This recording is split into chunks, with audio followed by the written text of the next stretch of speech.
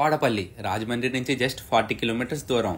ప్రతిరోజు లక్షలాది భక్తులు. ఇందుకే ఈ టెంపుల్ ఏంటి అంత స్పెషల్ అంటారా? అయితే వీడియో మీకోసమే.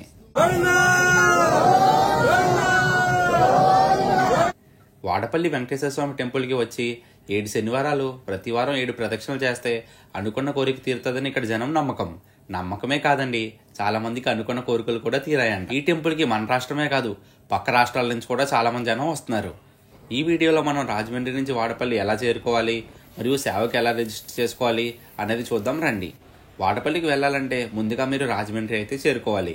ప్రతిరోజు రాజమండ్రి కాంప్లెక్స్ నుంచి లేదా కోటిపల్లి బస్టాండ్ నుంచి బస్సెస్ మీకు అందుబాటుగా ఉంటాయి.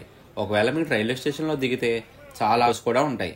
రాజమండ్రి స్టేషన్లోనే మీరు ఫ్రెష్ అవ్వడానికి కూడా హార్లీ బేసిస్లో కొత్తగా రూమ్స్ అయితే ఏర్పాటు చేశారు. ఫస్ట్ ప్లాట్ఫామ్ కౌంటర్ దగ్గర ఉంటుంది, ఒకసారి చెక్ చేయండి. ఈ మధ్యన శ్రీశక్తి పథకం కిందన వాడపల్లికి డైరెక్ట్గా ఫ్రీ బస్సెస్ కూడా వేశారు. రాజమండ్రి కాంప్లెక్స్ నుంచి శనివారం అయితే ఉదయం 5 లోపే బస్సెస్ కూడా వాడపల్లికి స్టార్ట్ అయిపోతాయి. ఒకవేళ మీరు బండి మీద వెళ్తే ధవళేశ్వరం బ్యారేజ్ మీదుగా ఎర్లీ మార్నింగ్ అయితే స్టార్ట్ అవ్వండి. అందమైన గోదావరి, ఎటు చూసినా పచ్చని పొల, చల్లటి గాలి, అబ్బా వేరే లెవెల్ ఎక్స్పీరియన్స్. అంతే, మీరు చాలా మంచిగా అయితే ఫీల్ అవుతారు.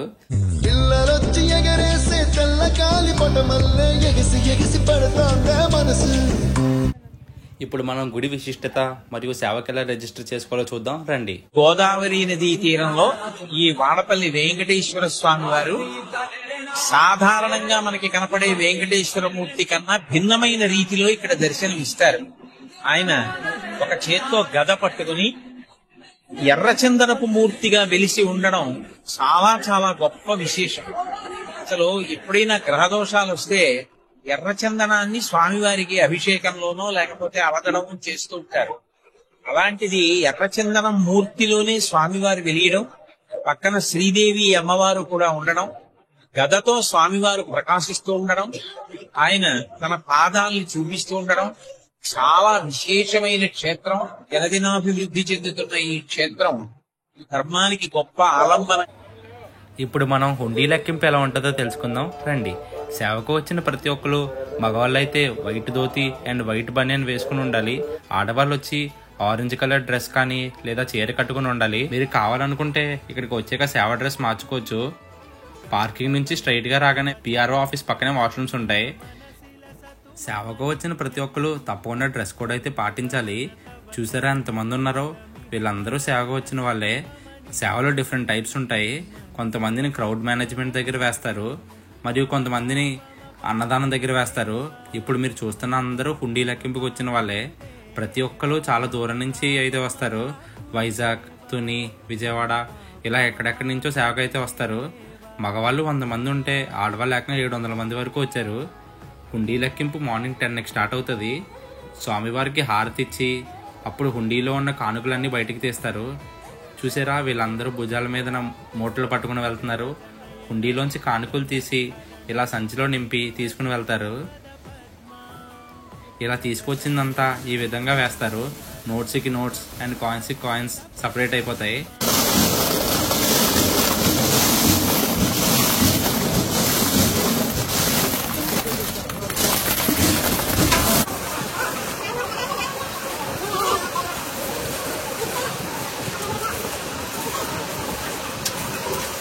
వచ్చిన చిల్లరంతా ఇలా టబ్స్లో అండ్ నోట్స్ అన్ని బకెట్స్లో వేస్తారు.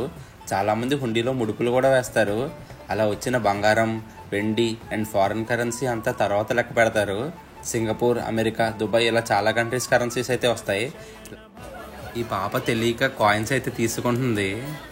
లాస్ట్ టైం మేము వెళ్ళినప్పుడు స్వామివారి ఆదాయం 1,52,91,193 రూపాయలు అయితే వచ్చింది. ఇప్పుడు మీరు చూస్తున్నది ఆగస్టులో రిపోర్ట్ అనమాట. నియర్లీ 11 కంట్రీస్ కరెన్సీస్ అయితే వచ్చాయి. అండ్ 47 గ్రామ్స్ బంగారం అండ్ 1600 గ్రాములు వెండి వచ్చింది.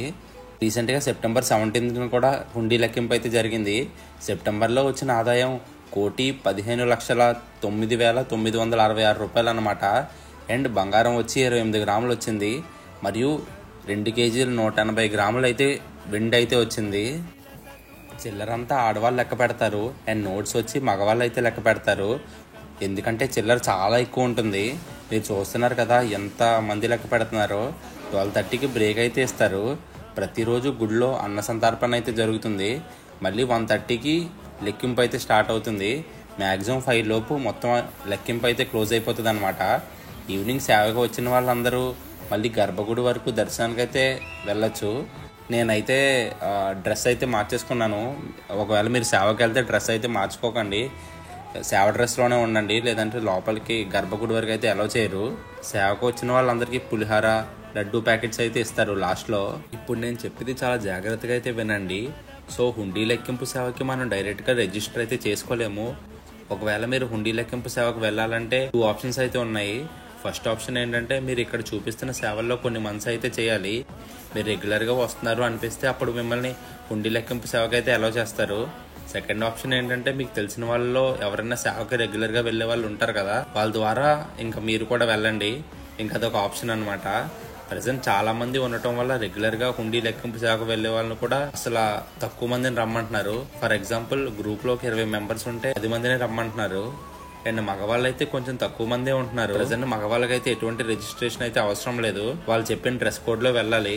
మార్నింగ్ 8:30 లోపు అక్కడ ఉంటే చాలు. బ్రేక్ఫాస్ట్ కూడా వాళ్ళే ప్రొవైడ్ చేస్తారు. నెక్స్ట్ టైం హుండీ లెక్కింపు సేవ ఎప్పుడు ఉంటుందో మన ఛానల్లో అయితే పెడతాను. ఈ వీడియో కానీ మీకు నచ్చినట్టయితే ఖచ్చితంగా సబ్స్క్రైబ్ అయితే చేసుకోండి.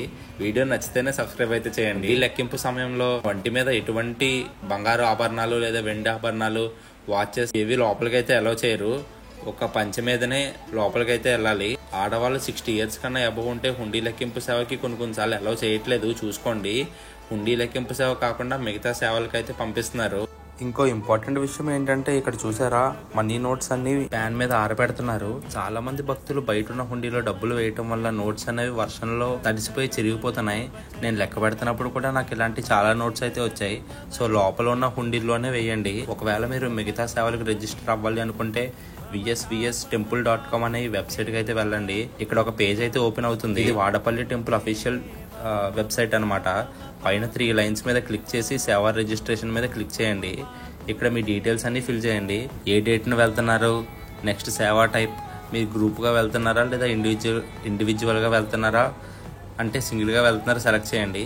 నెక్స్ట్ ఏ టైప్ ఆఫ్ సేవకు వెళ్తున్నారో సెలెక్ట్ చేసి మీ ఫోటో అప్లోడ్ చేయండి. నెక్స్ట్ మీ ఐడి ప్రూఫ్ అంటే ఆధార్ కార్డ్, పాన్ కార్డ్ ఇలా ఏదైనా ఇవ్వండి. నెక్స్ట్ ఆ ఐడిలో ఉన్న నెంబర్ అయితే టైప్ చేయండి. నెక్స్ట్ మీ పేరు, మీ ఇంటి పేరు, ఇలా స్టార్ మార్క్ ఉన్న ప్రతి ఒక్కటి డీటెయిల్స్ అయితే మనం ఇవ్వాలి. ఒకవేళ మీకు సేవ కన్ఫర్మ్ అయితే మీ మొబైల్కి ఒక మెసేజ్ అయితే వస్తుంది. సో గాయ్స్, మరి దట్స్ ఇట్ ఫర్ టుడే. మీకు ఏ డౌట్ ఉన్నా కామెంట్ అయితే చేయండి. నాకు తెలిస్తే చెప్తాను, లేకపోతే తెలుసుకుని మరీ చెప్తాను.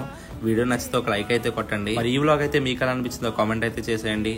And give a big thumbs up. And this is Godar Vlogger signing off from Vadapalli.